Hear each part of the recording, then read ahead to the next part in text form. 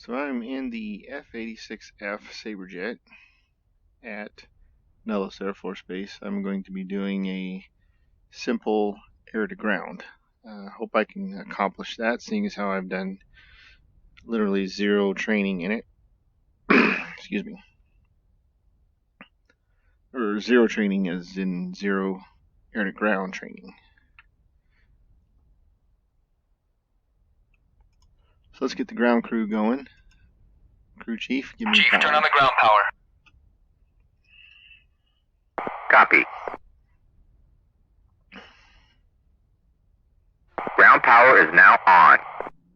Alright, ground power's up.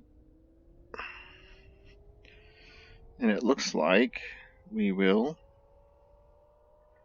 engine master on. And I'm going to hold the starter down for 3 seconds.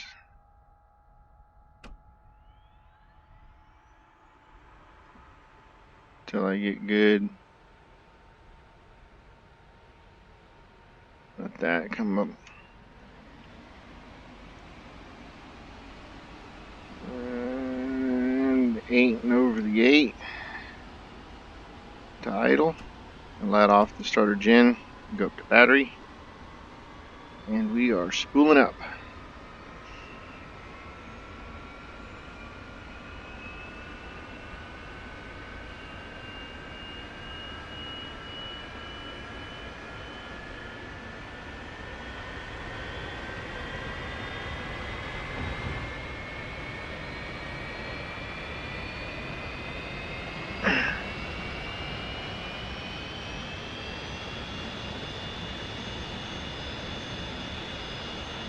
Alright, we are at idle now, so I can have the crew chief fill power.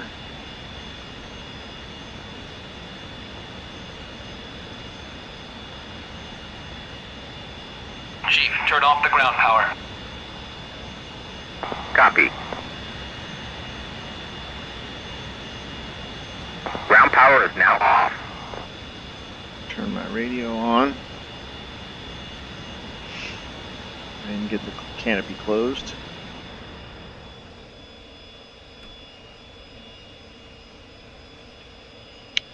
And the only thing I'm not in love with this aircraft is when you're sitting in the cockpit, there's no seat adjustment. You're just almost at head height with the canopy frame.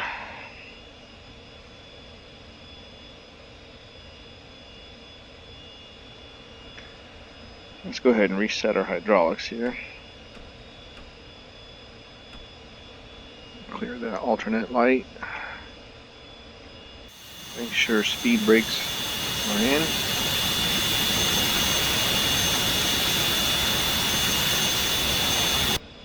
And I take that back. I said we were at Nellis earlier. That is incorrect. This is actually Groom Lake, also known as Area 51, I believe. Which is good because Groom Lake has a very large runway and F-86 needs a lot of runway. So, unlike the Vipers that I'm used to flying, this F-86 does not have a lot of things that you need to do prior to starting up. There's no waiting for anything to boot up. It's there. So don't believe I can set my altimeter as low as I need to go either. So I'm just going to leave it at 2992. And once I get to the runway, I'll have I'll set my compass here, and we'll be good to go.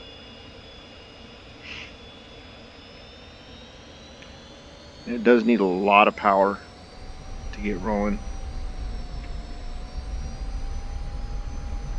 and you do have to hold the button down.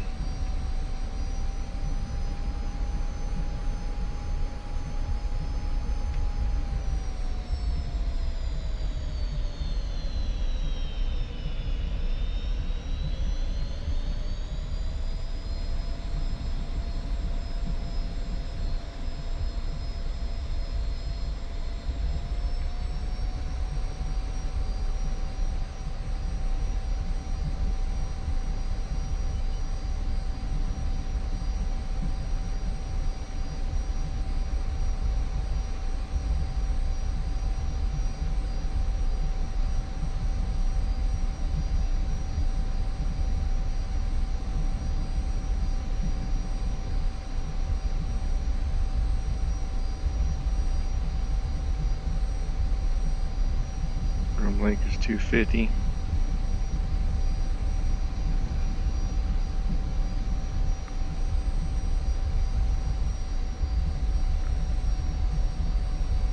And don't think I pre-programmed that into my radio. The problem with the radio on the F-86 is everything is a preset channel. I think I didn't go back into the mission planner and adjust that. So we're just gonna have to deal with it. Go on. I know what runway to take off from.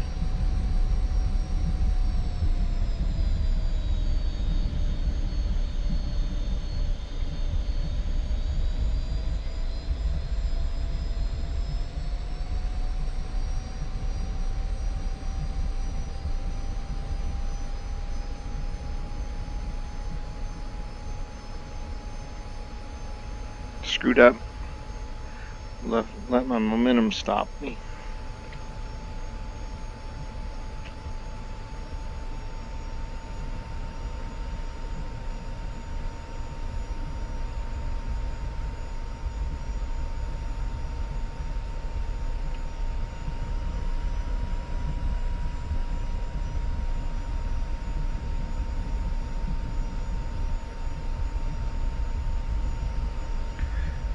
Groom Lake Airfield is so big that I could take off from these taxiways and I would still be fine.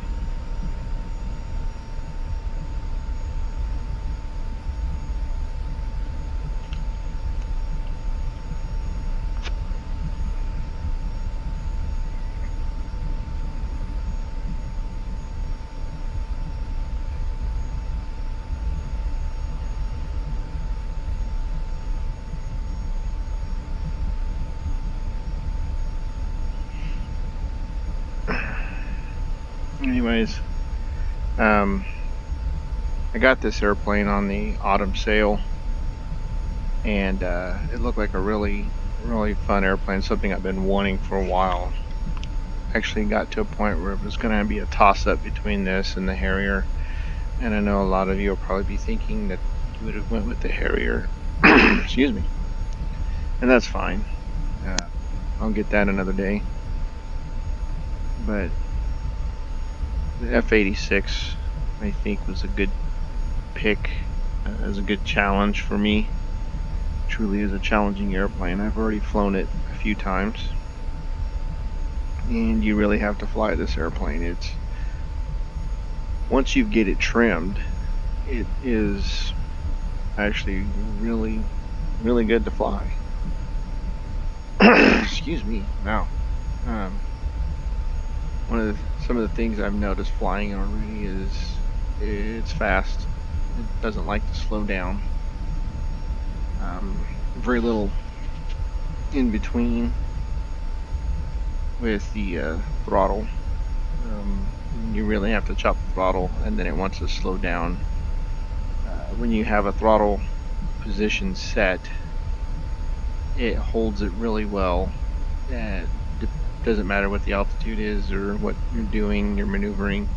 It really likes to hold its speed. So that's kind of nice. Now I don't know if that's a function of the modeling of the Saber Jet and how it was modeled as far as to be accurate like a real aircraft. But it's, as of right now, it's That's a nice touch. Up until this airplane, I've been flying the Viper, mostly. Sorry, I adjusted my VR goggles here. I'm gonna have to fix the foam padding around the eyes.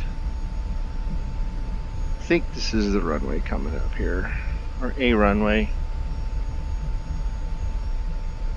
Either way, it's big enough, and this is where we're going to take off. Pretty sure, if I remember correctly, the Groom Lake has a defunct runway, and it's a really long runway, and I think this is it. And this is the one I'm going to go ahead and take. I'm just going to take off on this and call it a day. Rolling takeoff, because we need all our airspeed. Yep. Those great big X's right there tell me this is not the runway I should have been on. We're going to be alright though.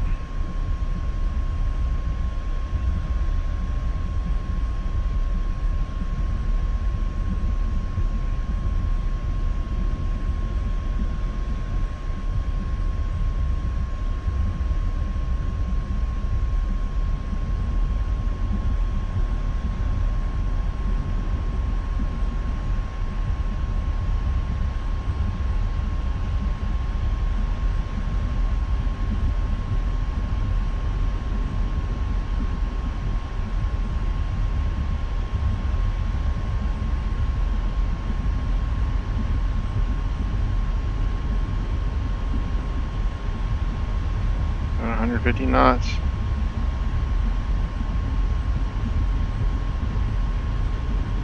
Oh, 150 knots. Oh, up she goes. See what I mean by you gotta fly this thing?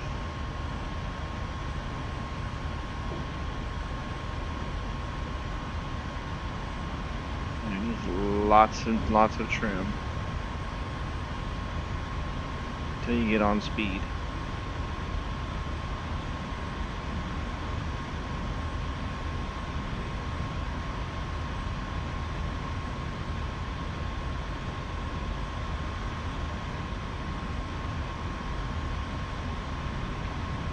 Once you've got some good airspeed and good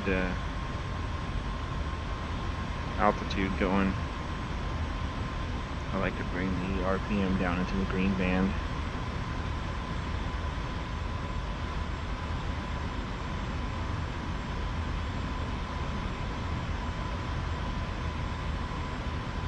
Bring about 90%. Your little nose down trim. I'm going to pause just for a second so I can fix my headset here.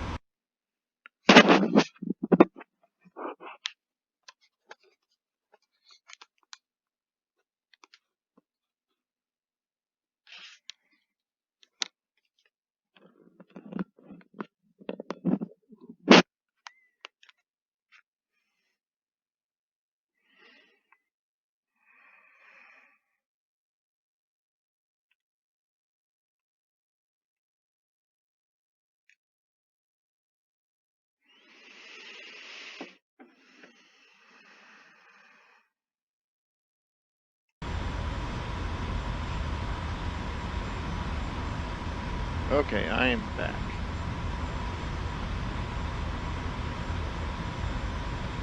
And as you can see, we're booking right along, doing quite well.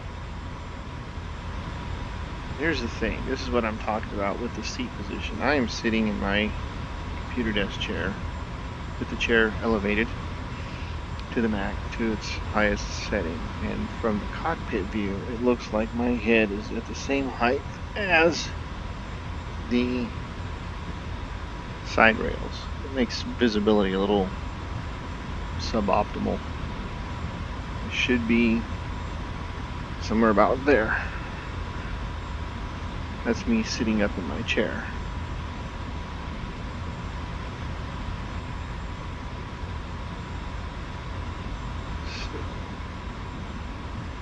There's Groom Lake. If I remember correctly, our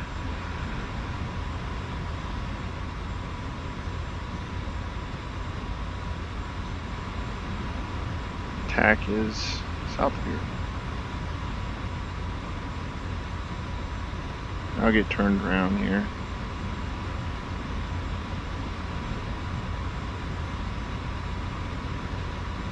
Then we'll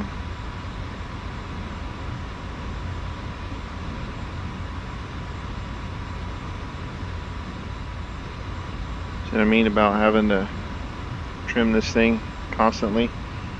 I made a 180 and all of a sudden the plane wants to start climbing. I mean, just the atmospherics are a huge effect on this.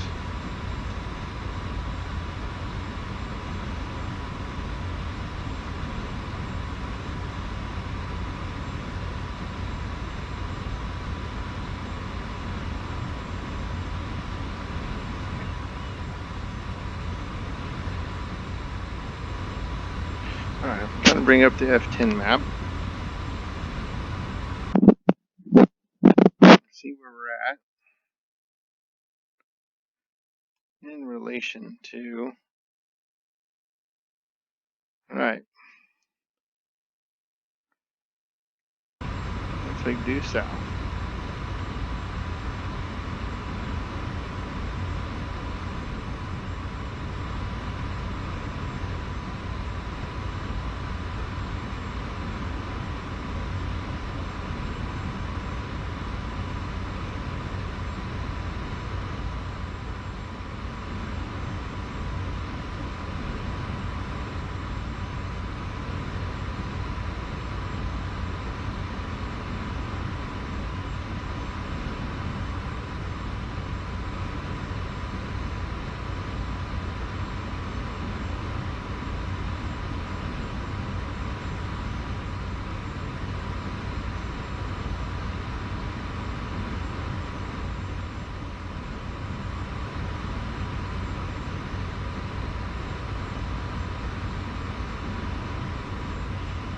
Okay.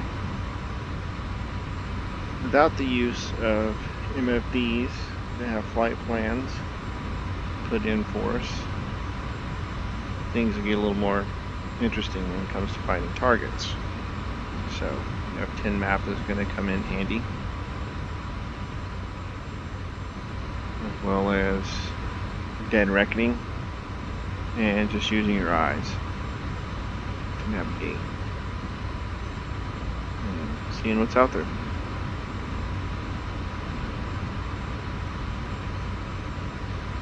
Now, once I learn my navigation a little bit better, I think we'll be fine.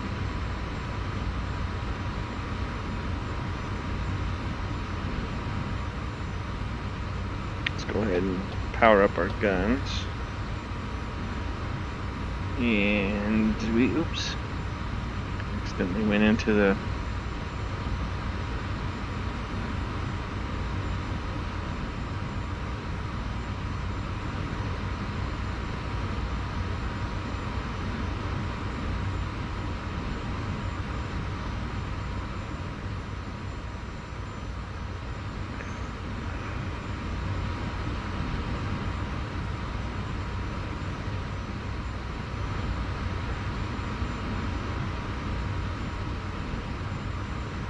I gotta be finding my targets here pretty soon.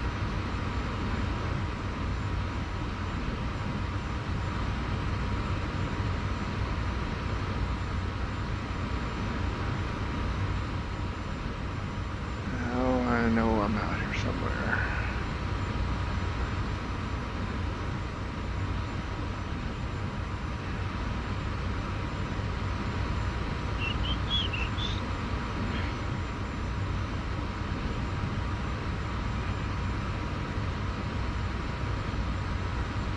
I see something over there.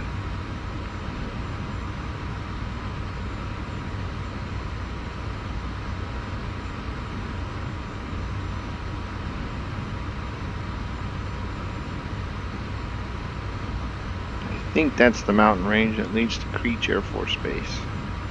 And I think that's Creech over there. It should put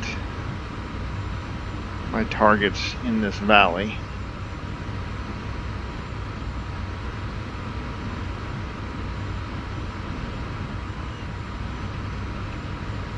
And I believe they were positioned near Creech.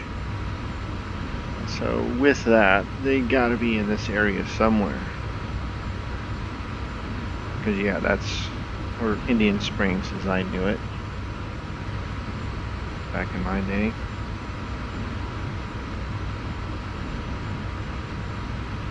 See, that's what I'm talking about. This airplane really loves cruising at about 350 knots. And it really likes to hold that airspeed. Yep, bingo. There's my targets.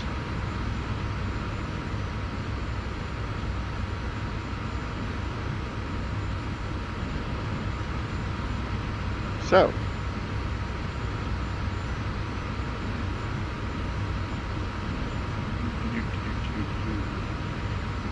seeing as how I'm just completely winging it when it comes to this whole thing here.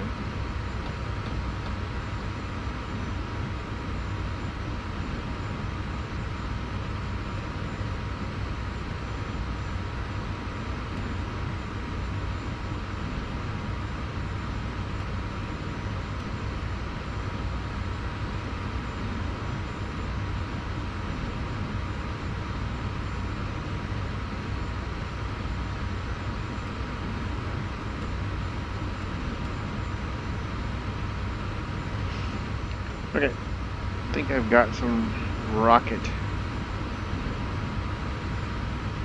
controls there.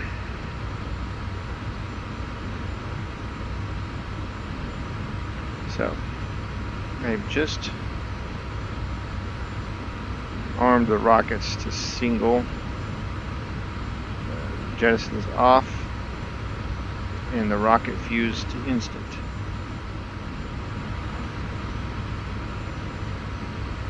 See what instant does, and if that doesn't give me a desired result, then I'll work on using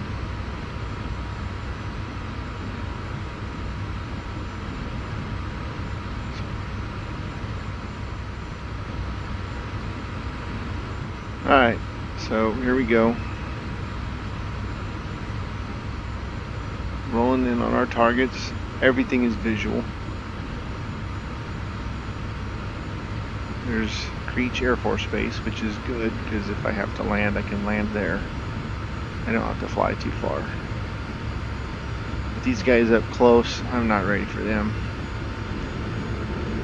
Speed brakes. Watch the flare. Because we are coming in hot.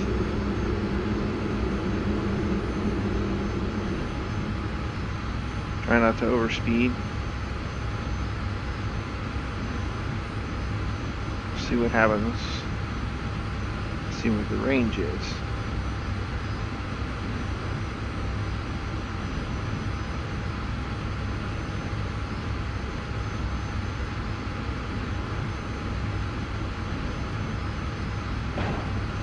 And there's one rocket.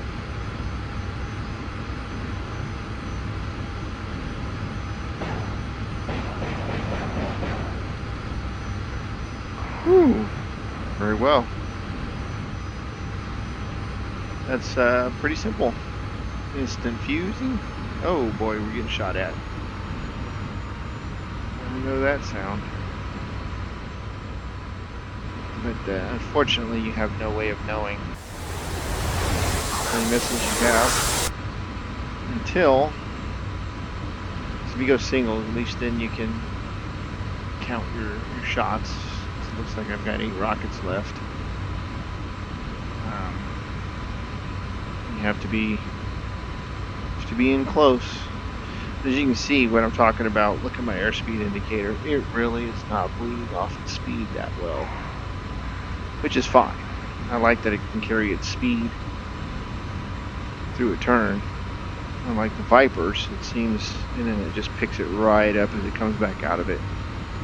So Vipers seem to lose their speed quite quickly. And I'm going to roll in on this left tank here. I'm going to give him 4.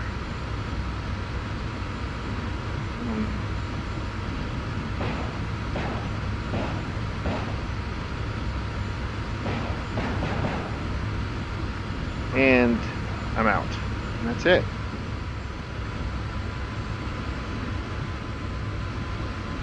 Expended 16 rockets and got 1 tank. So that's not optimal, but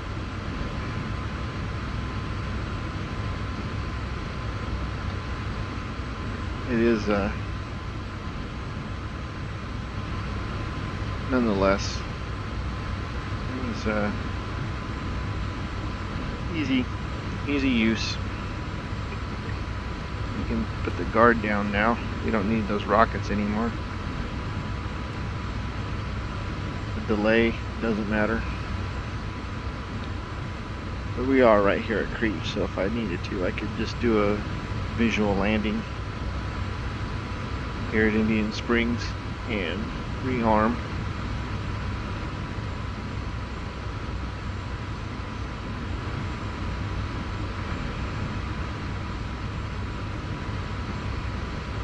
So it could be a very effective air-to-ground vehicle. I think so anyways. Let's do a little strafe here. See what gun strafing looks like.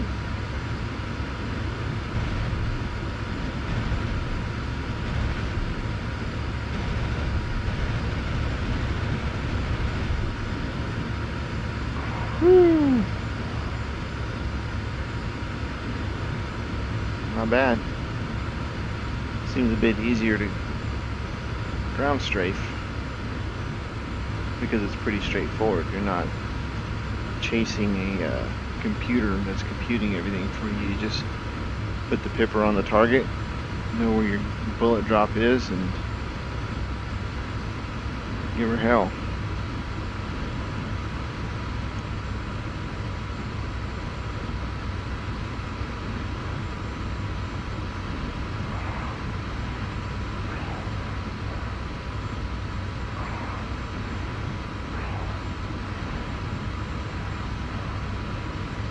We're going to go till our guns are dry, make this trip worthwhile.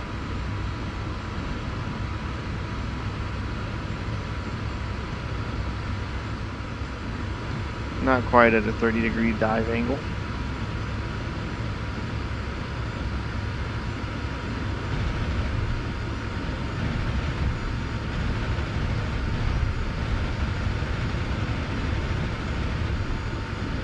Bad idea.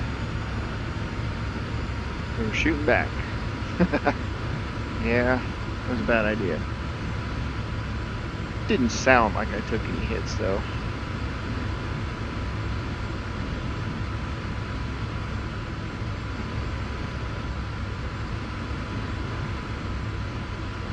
Yeah, when the lights are out, guns are empty.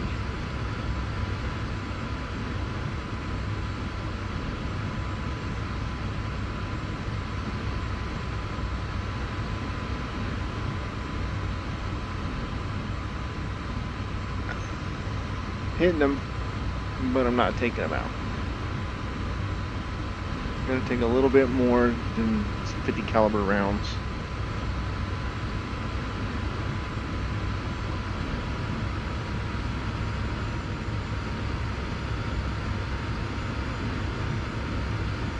I'll take a lot more. This is probably gonna be the last run I can make.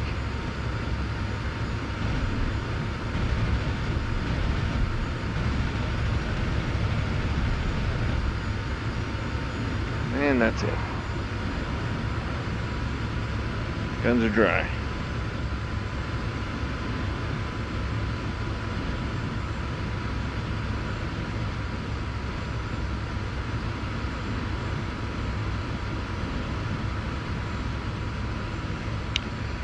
Guns are dry. But good news is we're here in Indian Springs, so I think we'll just make a landing there, and if I wanted to rearm, I could certainly do that.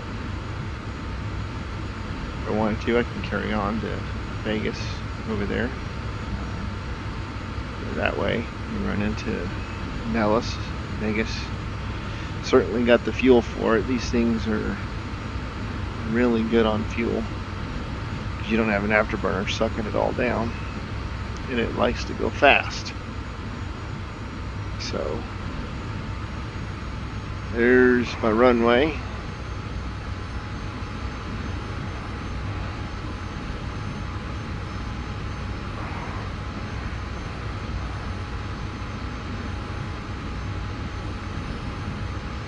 I'm just going to go ahead and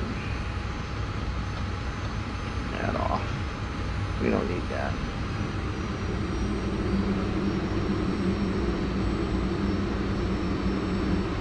Trying to get this baby slowed down a little bit.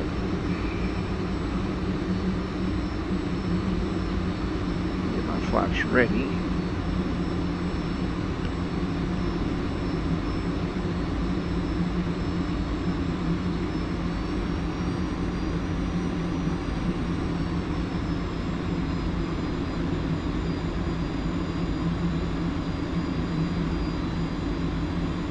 I think the more I do this, the better I'll get at it. And I think I just picked the shorter runway here.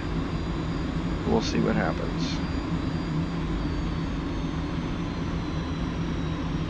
And she's not very power responsive.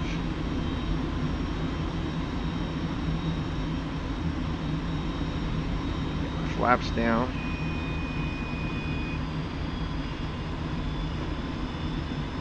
Put my gear down. Now things are going to get fun.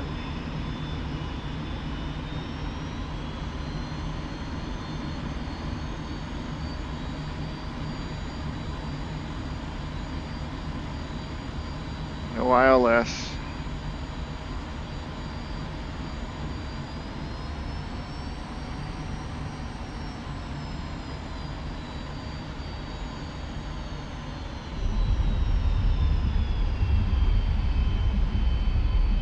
Not bad. A little bumpy, but not bad.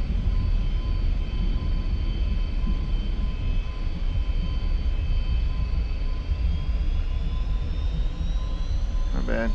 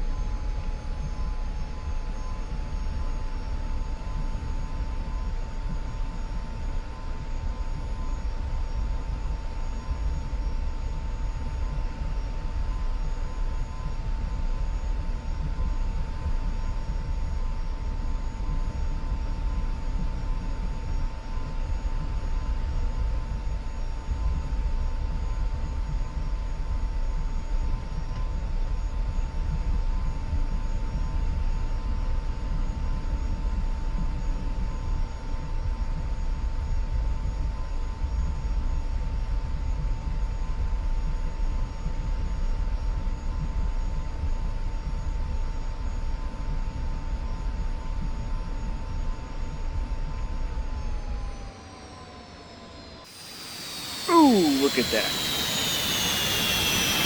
Tire right on the center line.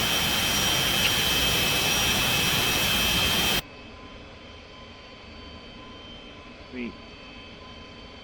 Well, I could rearm and go back out after him, but all I wanted to do was mess with trying out rockets. So yeah, using your rocket control panel here and your weapon release button. I did notice that this panel here that controls your guns, if you select missiles and you're carrying the AIM-9 missiles, which would be mounted just inboard of the gear well, main gear, if you were carrying the earlier versions of AIM-9s, when you go to fire those missiles, you have to pull the trigger. Whatever you got set up to fire your guns, if you're using a HOTUS style control stick set up as the trigger that you would normally pull for your guns. That's going to fire your AIM-9s as well.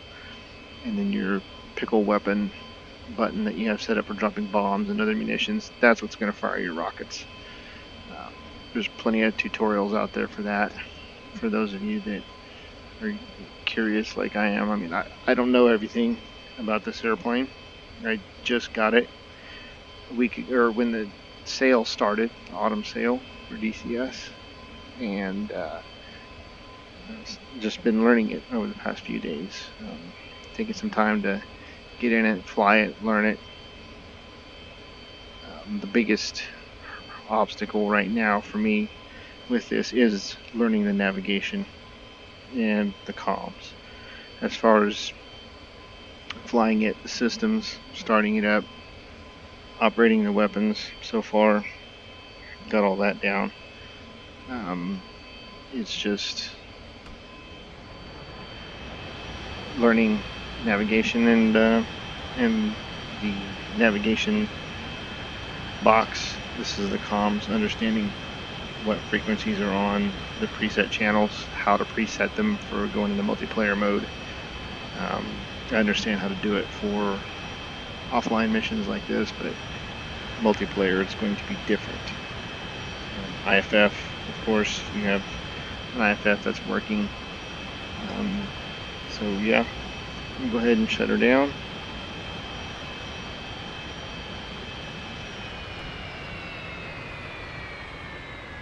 And off she goes. Canopy's open. She's spooling down. There you are, looking all 50s in this bad boy. We got the period direct helmet and glasses. I went with the Huff, just as something a little more flamboyant. Built this F-86 as a model a couple times when I was a kid. Build it again now as an adult, I would. So that's always fun. But anyways, yeah. That's the F-86F Saber Jet with rockets.